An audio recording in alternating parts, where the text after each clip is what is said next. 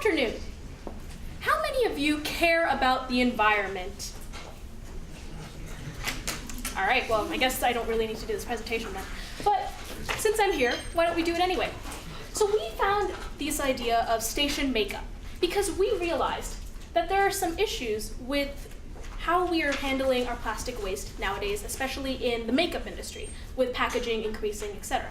So this is an overview of what we'll be covering today. We will be looking at the plan on how we plan on implementing our plan, as well as how we plan on expanding into our outlook on this field, especially because there's a lot of competition. So without further ado, let's meet our team.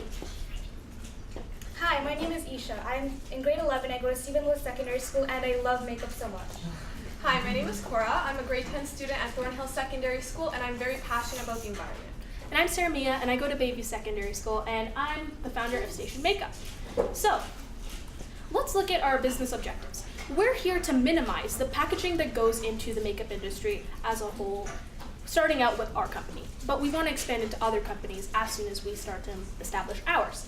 So looking at how we are taking our idea of makeup, we are seeing that there is issues with how much packaging goes into this field, and as well as plastic pens, because we only think of plastic pens as just one pen at a time.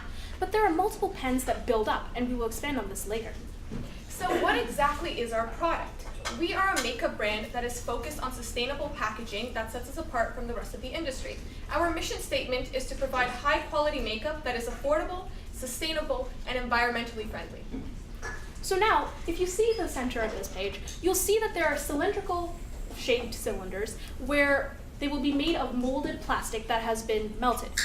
Now, this plastic can be reused and reused and reused because of its thermoplastic properties, which make it very good for heating, etc.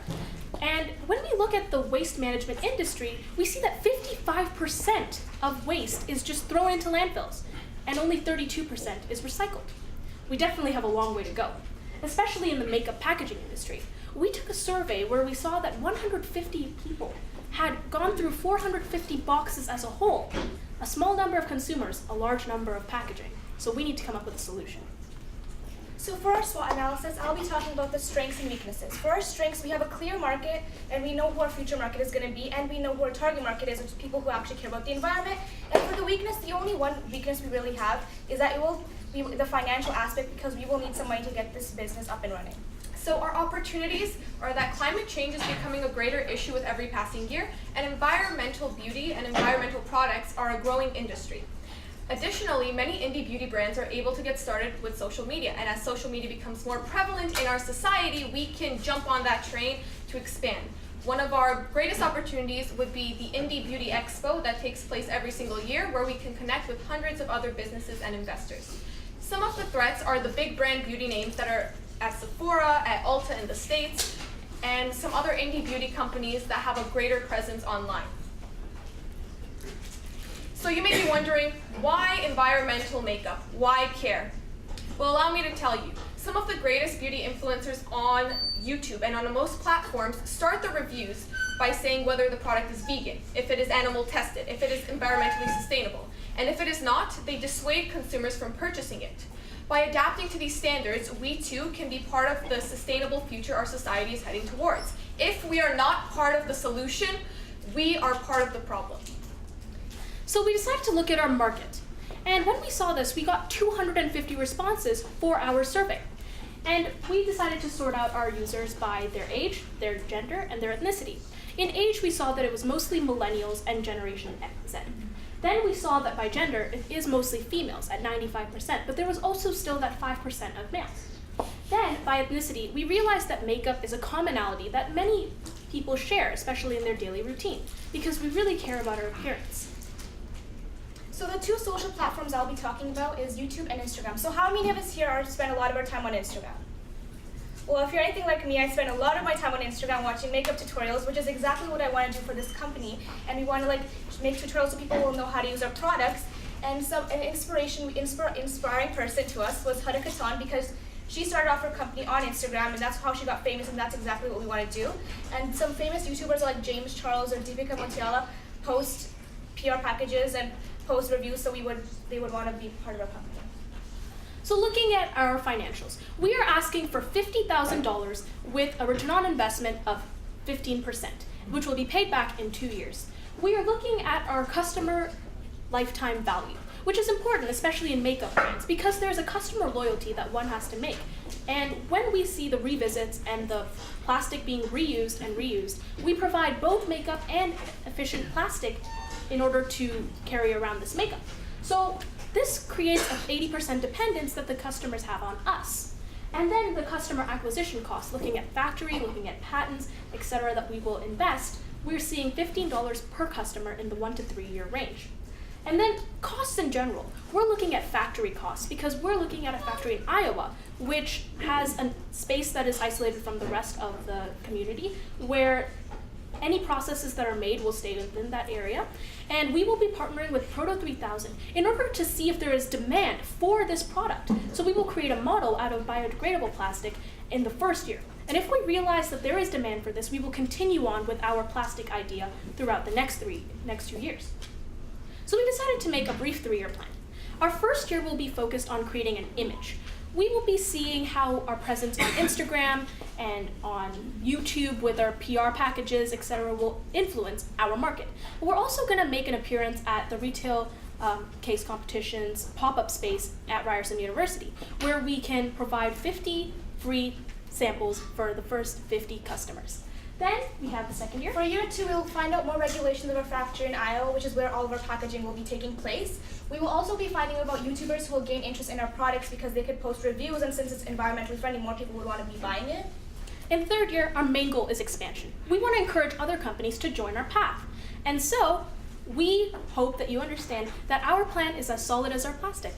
Thank you, and any questions?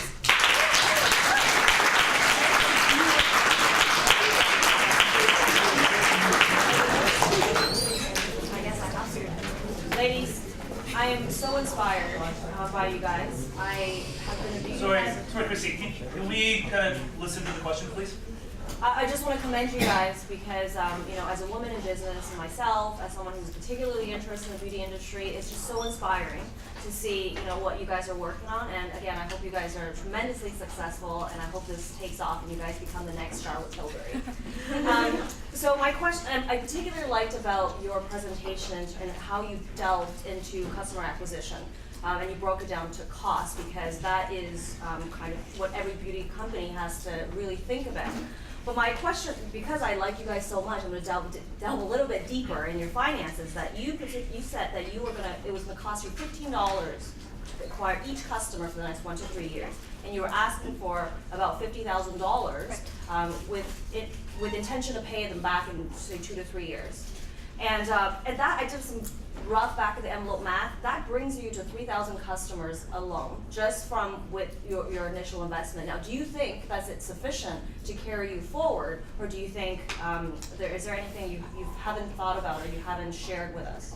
That's definitely a good point you made there, because we do need to look at our cost per customer, and looking at that 3,000 people, even if it is just that 3,000 people to start with, I feel that's a great target. But we do think that we will aim with more people, especially because looking at high schools, right, there's 2,000 students in one high school, average, and the girls in that high school might be 1,000.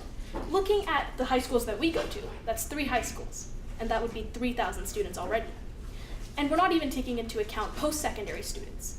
So we feel that especially reaching out with social media, as we did in order to get our results for our market survey, in 1 week we were able to get 250 responses, which shows how the emphasis that people have on makeup today.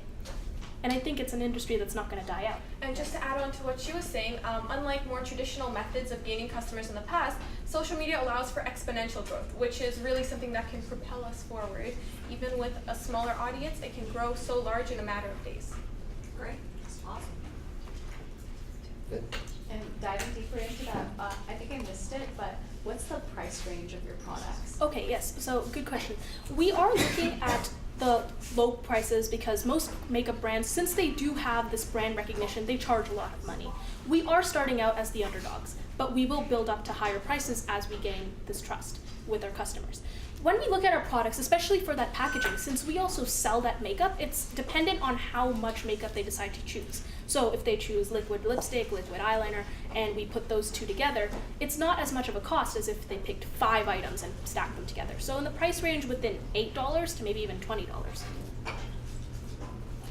You said you were going to develop your products in Iowa, right? Yes. Why Iowa when there's so many contract manufacturers of makeups that are in Toronto? Right, that's a very good question. We are going to start in Canada actually when we consult with Proto 3000. They're actually famous for this 3D printing. They do have some of the services that the factory in Iowa also offers, such as injection molding, which helps to shape the plastic.